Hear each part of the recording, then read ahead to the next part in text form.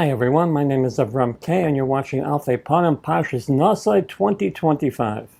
In this week's Parsha, Hashem directs Moshe Rabbeinu to instruct Aaron and his sons in Birchas Kaihanim, the proper manner in which the Kaihanim are to give a bracha to bless Klal Yisrael. The bracha itself contains 3 parts and Hashem's name appears 3 separate times. The Sefer Mashal Melitza points out that the pasuk immediately following the bracha states, "V'samu Shemi al b'nei Yisrael v'ani avrachem." They shall place my name upon the b'nei Yisrael and I will bless them. These words seem extraneous, as Hashem's name is already throughout the text of the bracha. He proceeds to offer an explanation that touches on the very core of many of the societal problems of his time, the 1920s, and which seem even more relevant today.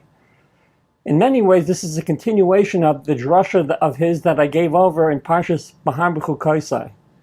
He begins by explaining that the pasuk of V'samu Shemi al b'nei Yisrael v'ani avrachem, they shall place my name upon the b'nei Yisrael and I will bless them, is quite literally adding a prerequisite condition for the success of the Birchas Kaihanim. The Kaihanim are told that they need to place Hashem's name upon the b'nei Yisrael.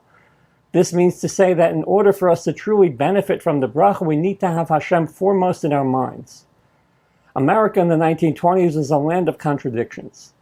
The American economy boomed after World War I due to new technology and consumer goods, and increase in foreign trade and favorable agricultural conditions.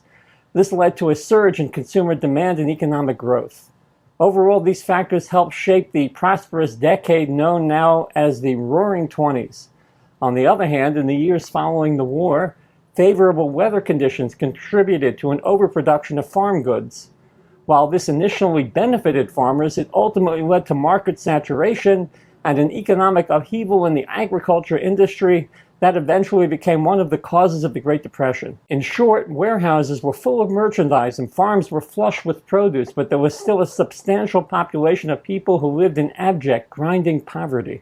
The Mashal Melitza points out that this was a new type of poverty. In the past, shortages of food were caused because of an actual physical shortage. Drought or inclement weather led to poor harvests, which resulted in people going hungry. But now there was no actual lack of material goods. People simply lacked the money to buy them. Historically, there have been commentators who have expressed that to a certain extent they may have even felt a little bad for Esav as the one who lost the bracha to Yaakov Avinu. The Mashal Melitza writes that this sympathy was possibly misplaced. Looking at the world of his time, he observes that the descendants of Esav did in fact receive tremendous bracha. There was an incredible economic prosperity in his time, and yet it seems that the descendants of Esav were not able to manage this overabundance of money and resources. There was fabulous wealth concentrated in the hands of a relative few, perhaps more than at any time in history. And he notes that such a situation is very dangerous for the continued functioning of society. That kind of pressure is simply not sustainable. Fast forward to our own time, and this is even more true. Today, for example, there are roughly 3,000 billionaires in the world with a total worth of just over $16 trillion.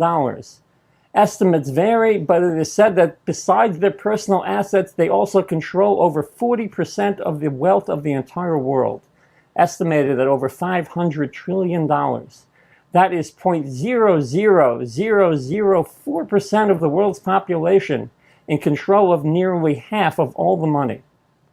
The Mashal Melitza writes that such a gross imbalance is not something the Torah ever intended or sanctioned. While there have always been rich and poor people, this kind of immense inequality would simply not be possible in a society that fully lived by Torah principles. The halachas against usury, of charging interest, of interfering with another's parnasa, of overcharging for goods, along with the myriad obligations of trumas and maasros, chesed and tzedakah, would simultaneously limit how much wealth any individual could accumulate and also ensure that the poor had an adequate level of support. Thus the lesson of V'samu Shemi al b'nei Yisrael v'ani avrachem, they shall place my name upon the b'nei Yisrael and I will bless them, is that all the material bounty in the world is ultimately worthless without Hashem's name being placed upon it. Living according to the Torah is what really gives material wealth its value and allows society to flourish. Have a wonderful Shabbos. My name is Avram K., and you're watching Alfei Panim.